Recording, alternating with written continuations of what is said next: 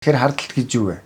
За энэний үндсэн суурь нэг 2 3 үндсэн суурьтай байдаг. Нэгдүгээрхийг бол ярьдаг бол энэ бол өөрөө өөртөө яг үл итгэх итгэлээс үндэслэтэй. За дараагийнх нь болохоор өмчлөх үзэл. Өмчлөх үзэл гэдэг маань нэгсэндээ яг энэ бол миний өмч гэсэн ойлголт өндөр байна гэсэн. За энэ нь яг шунлын үүдэлтэй гэсэн.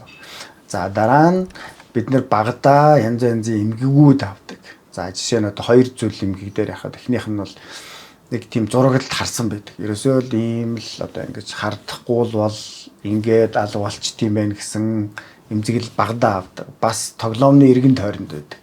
Би ийм тоглоомдоо энэ тоглоомыг одоо хүүхдүүдэд тэгж харамлна, тэгж өгөхгүй ингэсэн тэгсэн гэдэг яг тоглоомны эргэн тойронд хардталтууд бий болдог. За дараагийн хамгийн нэг 2 дахь том шалтгаан гэвэл удамжлаар энэ дамжиж орж ирдэг эмгэг гэсэн. За бүр одоо зан авираас илүү заримдаа бүр хитрээд эмгэг болчихсон тийм нэг тохиолдлууч байдаг. Тэгэхээр удамшлал дээр юу байвал аав юм уу ээж нь бас энэ зүйлд нэрвэгдэж байсан. Одоо хүүхэд нь яг энийг өөрийн мэдлгүйгээр тий ухамсарлахгүйгээр яг аваад цаашаа явж байдаг гэсэн.